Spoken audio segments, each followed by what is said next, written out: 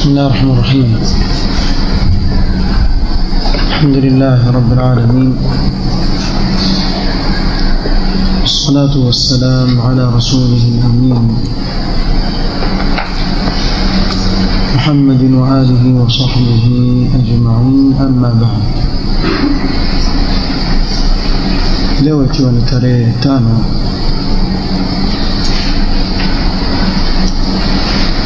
mwezi wa Jumada au mwezi wa Rajab, tarehe 5 mwezi wa Rajab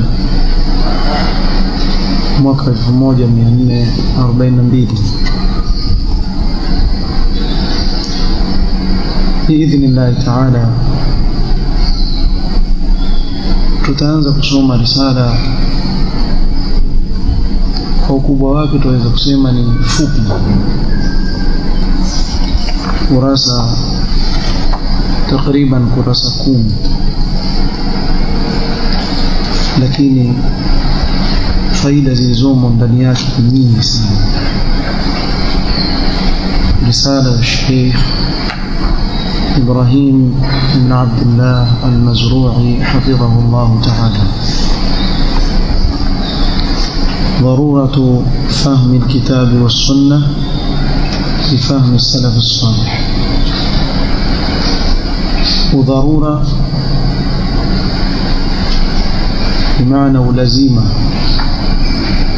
وكفهم قرآن وسنة وفهم وولوما وليتنغلية، بمعنى كنا بودي نجام لضرورة Qur'an na Sunna uwe utaelewa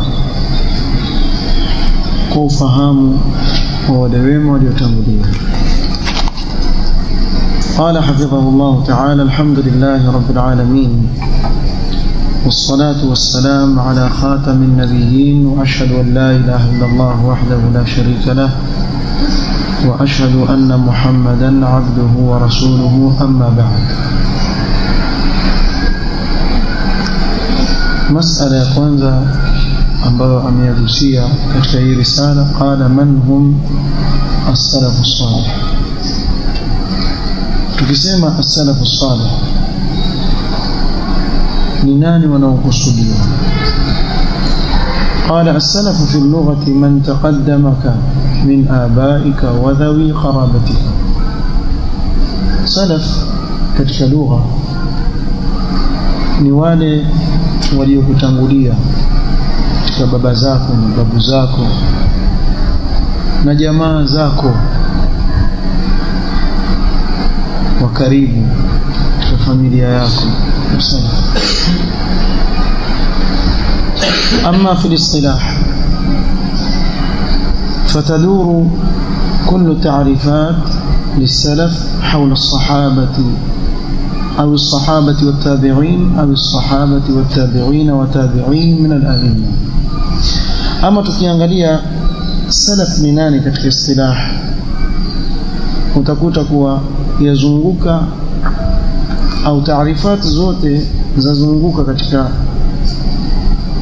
masahaba au masahaba na tabi'in au masahaba na tabi'in na wale waliofuata katika aimmatul Islam. قال القلشاني المالكي رحمه الله كيون ملتم كساوي الدين،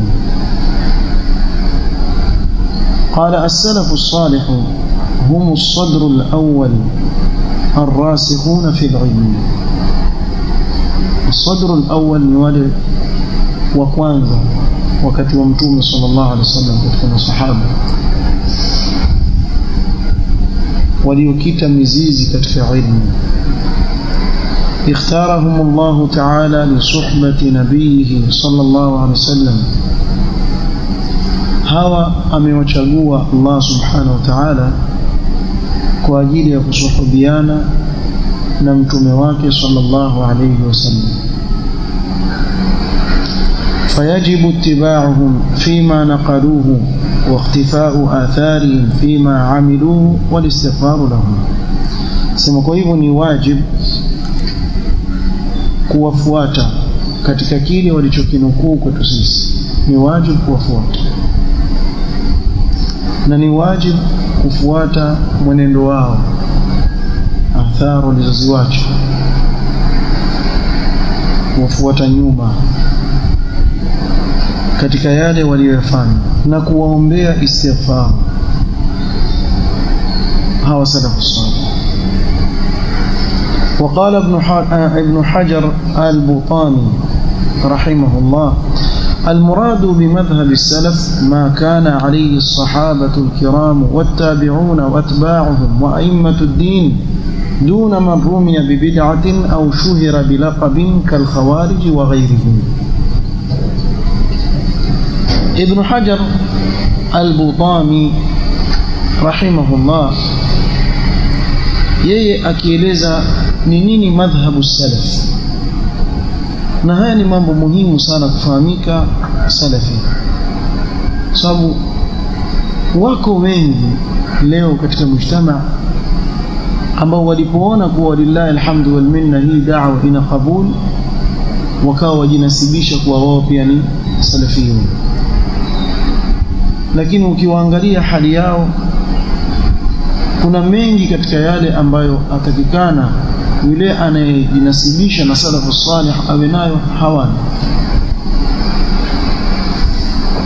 Yatosheleza kwa mfano utawaona wajiita kuwa wao ni masalafi, na katika sehemu hiyo hiyo wakuta wawazungumza kwa madharau na kuwabeza ulama wa sunna na kuwasingizia salafiyun mambo ambayo hawanayo, mambo ambayo yamezoeleka kusikiliza kwa mahizbi. Utawakuta pia watamka kama, kwa mfano utakuta wao hupenda kusema kuwa hawa masalafi wamewafunga watu kwa mashehe watatu. Ukimsikia mtu yasema hivyo ujue ana chembe chembe za uhizbi. Hakuna wanawachuoni wote hata waisabiki kwa vidole nani mwanawachuoni yasema wao ni Sheikh Rabi' al-Madkhali, Sheikh Ubayd al-Jabiri na Abdullah al-Bukhari. Hawa ndio mashehe wao, hawana wengine. Ni kweli ama maneno? Si kweli. Haya maneno sisi tumezoea kuyasikia kwa mahizbi, tena sana tuyasikia. Au utawasikia wakisema wana register ambaye wamtaka wamwandike, yule ambaye wamtaka wamwandike. Ni kweli ya maneno? Si kweli. Pengine mtu aweza kuzungumza hivyo alafu yazungumza kuhusu kuwa haifai kusema uongo. Hapo hapo ndani azungumza kadhib haram, katika da'wa usitumie kadhib, alafu azungumza uongo kama huo. Haya maneno yazungumzwa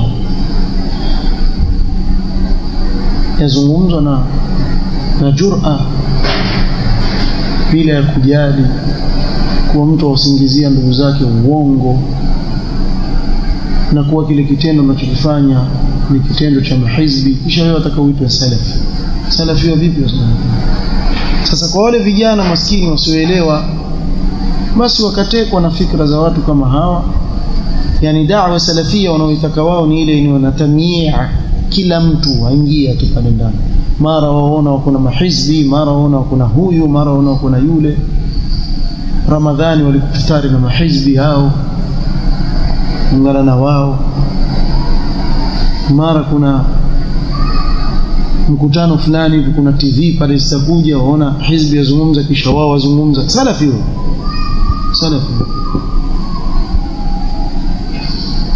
Mara wamuona ghafla tu shekhe amepiga kipansi chini, kisha amepiga kikepwa adunda dunda, kwa sababu haiko katika mji wake, azunguka zunguka hapa watu wanijui. Hao wako wamo pia wakiwa Mombasa hawazungumzi da'wa salafia, wakitoka nje ya nchi wajiona wamekuwa wajasiri, pengine wamepata watu maskini hawamjui wamsikiliza mtu, basi hakuna kunguruma. Wallahu musta'an. Kwa kuna umuhimu haya masala kuyafahamu, ili watu kama hawa wasije kama wao wanavyosema, msibabaishwe nyinyi, nafungwa kamba kama ng'ombe, si kama mbuzi mnapelekwa malishoni. Azungumzia masalafi hiyo, wewe zungumzia masalafi. Kuna mmoja namsikia azungumza hivyo, sijawahi kumsikia akiwazungumza masufi. Sijui labda azungumza, sijawahi kusikia. Azungumza masufi namna hiyo sijawahi kusikia. Lakini utaona wana shida dhidi ya salafiyin. Katika wakati ambao wao wawasingizia salafiyin kwa wana nini? Wana shida. Kumbe pale pale yale anawasingizia wenzake yeye ndo wanayo. Ramatni bidaiha wansallat.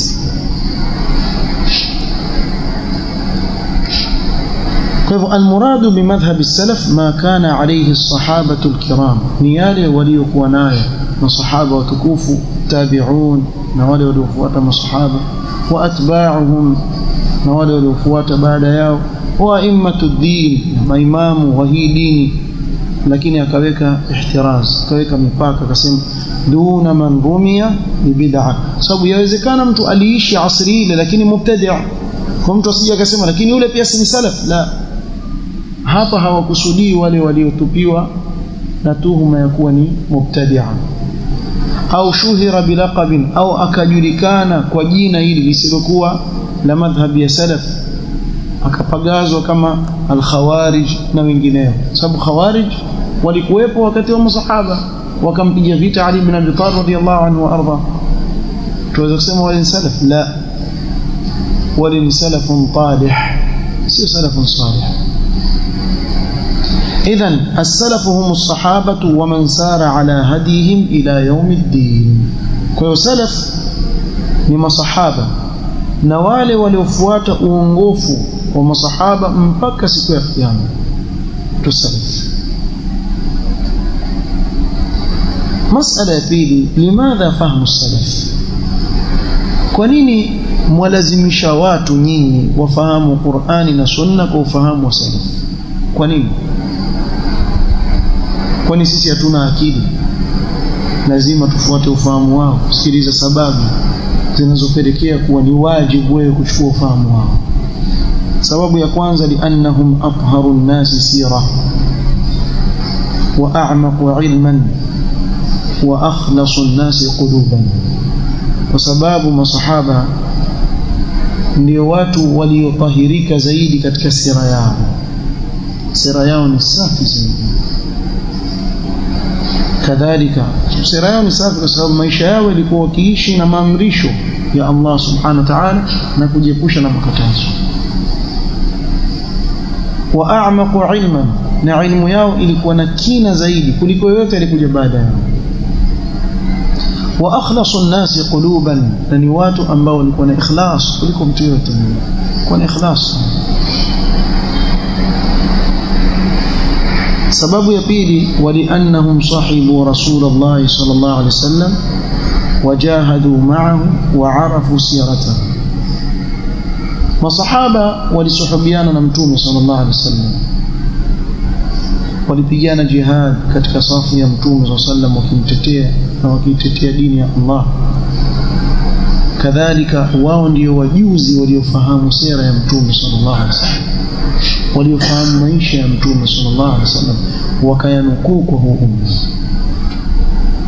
Thalithan, ولأن الله اختارهم لصحبة نبيه صلى الله عليه وسلم كما لفسنا ابن مسعود قوم اختارهم الله لصحبة نبيه صلى الله عليه وسلم.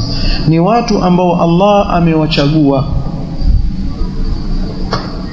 amewachagua kusuhubiana na mtume wake sallallahu alaihi wasallam. Na hii ni fadhila kubwa ambayo Allah subhanahu wa ta'ala amewapa masahaba, kuwa wao wamekaa pamoja na mtume sallam na kusuhubiana naye. Kwa hivyo walichukua ilmu moja kwa moja kutoka kwa mtume wa Allah alayhi salatu wassalam, moja kwa moja. Mtume sallallahu alayhi wasallam wanafunzi wake ni masahaba, na Allah amemchagulia hawa masahaba. Na ndio maana ukimsoma kila sahaba utakuta kuna mambo ameyafanya ya ajabu ambayo leo mtu hawezi kufanya. Utajua kwa kusoma tarehe ya masahaba kuwa ni watu ambao Allah amewachagua haswa, huyu na huyu na huyu, hawa nitaweka pamoja na mtume wao sallallahu alaihi wasallam watamnusuru. Na naam, jambo hili wakalisimamia haki vile linavyostahili kusimamia.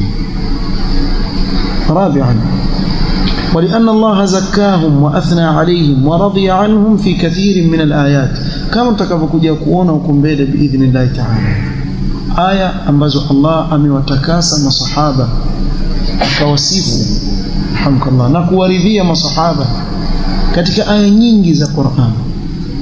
Allah subhanahu wa ta'ala ametaja wazi radiyallahu anhum wa radu anhu. Allah amewaridhia na wamemridhia Allah subhanahu wa ta'ala. خامسا ولأن رسول الله صلى الله عليه وسلم أمر باتباعهم والاقتداء بهم.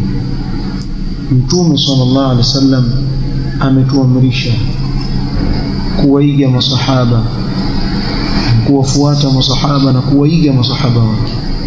Na hili pia tutakuja kulizungumzia hapa mbele katika kutaja dalili katika adilla.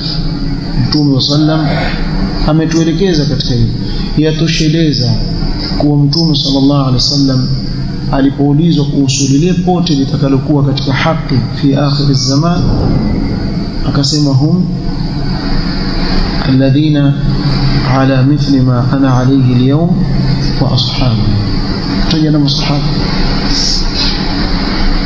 Kwa hivyo Mtume sallallahu alaihi wasallam akatuelekeza sisi kuwaiga masahaba na kuwafuata masahaba.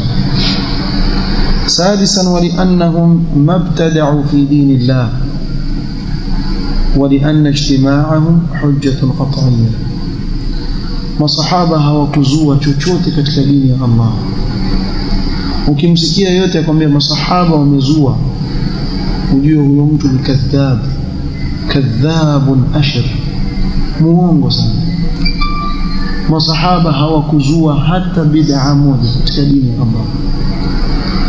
Na jambo lolote ambalo masahaba watalitaja kwa jina la bid'a, kinachokusudiwa ni albid'atu al-lughawiyya, sio albid'atu ash-shar'iyya. Kama manake mtu zote, lakini Umar mwenyewe anasema ni'matul bid'atu hadha. Naam, ni yeye ndio kwanza kuzua salatu tarawih, ni jambo ambalo Mtume sallallahu alayhi wasallam alifanya. Yeye amelihuisha kulileta kwa jamaa, kwa sababu kile alichochelea Mtume sallallahu kufaradhishwa ile swala kisha ondoka kwa kifo cha Mtume sallallahu akarejesha. Alafu hawa ni al-khulafa'ur rashidun, waelewe ndio wale ambao Mtume sallallahu alituambia alaikum bi sunnati wa sunnati al-khulafa'ir rashidin. Ikaitwa kile walichokuja nacho kuwa ni sunna. Kwa hivyo hawa wanaruhusa kutoka kwa Mtume sallallahu. Wewe umeipata wapi ya kuzua katika dini ya Allah? Kwa mfano tuchukulie kwa mfano nufrid jadalan, pamoja na kuwa tusema kuwa hawakuzua, sahaba hawakuzua chochote katika dini ya Allah. Kadhalika ijma' ya masahaba ni hujja qat'iyya, haina shaka ndani yake. ولأنهم خير الأمة وأفقه الأمة, na kwa sababu wao ndio wabora katika huu umma. Hakuna kama masahaba, wao ndio khairi katika huu umma. Hakutakuwepo katika huu umma baada yao watakaokuwa wabora kuliko wao. Haiwezekani ukaja wewe baada ya masahaba ukawa mbora kuliko masahaba, huwezi hata ukafanya nini. Sababu Mtume sallallahu alaihi wasallam ashakwambia law anfaqa ahadukum mithla uhudin dhahaban ma balagha mudda ahadin wala nasif. Huwezi kufika kile alichokitoa sahaba katika mikono yake miwili au nusu yake katika mkono mmoja.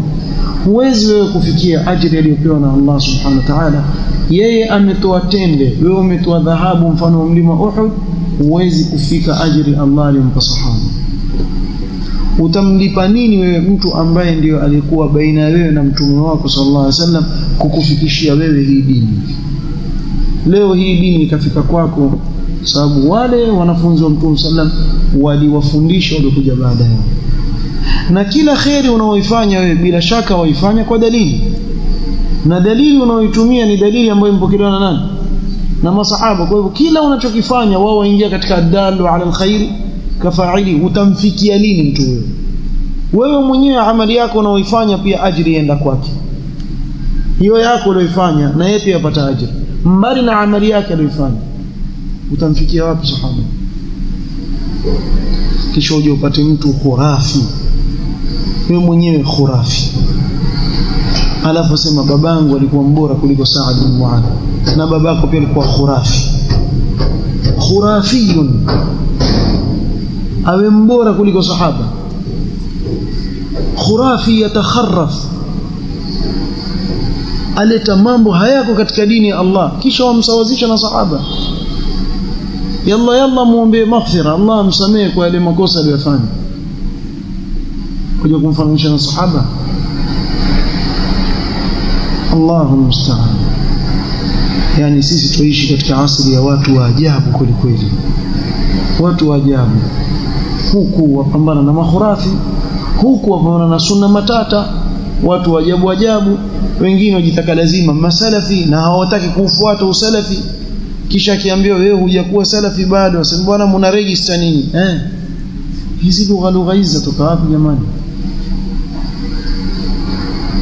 Kuna mmoja asema hawawaambii wenzao, kama mtu ankosea si umwambie. Na wallahi sasa hivi nakumbuka mimi na Sheikh Abu Hashim, huyu bwana tulimuita tumpe nasaha mwaka wa 3 sijaje kuna, na kila nikimuona barabarani mwambie bwana nasubiri uje Sheikh akuulizia lini utakuja, mara toje kusikia maklipu hapi watu nasaha, wewe mpaka leo hujafika. Na mimi siogopi mtu yote, kama uogopi usingefika basi. Ungefika ukakaa chini ukasikiliza. Nani akataa nasaha? Basi ukataa kuna siku. Sasa mtu amekataa mwenyewe nasaha, kisha aje akwambie wewe kuwa nyinyi mnasihi watu. Sasa vipi? Muelewa nyinyi? Labda wadanganyi wale wanaokaa chini yako sikuelewa. الله المستعان خير إن شاء الله. قال ولأنهم أعلم الناس بلغة القرآن وبتفسيره.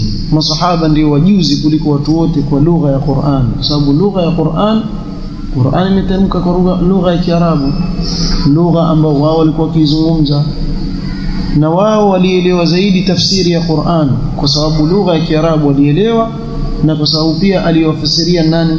Ni mtume wetu Muhammad sallallahu alayhi wasallam.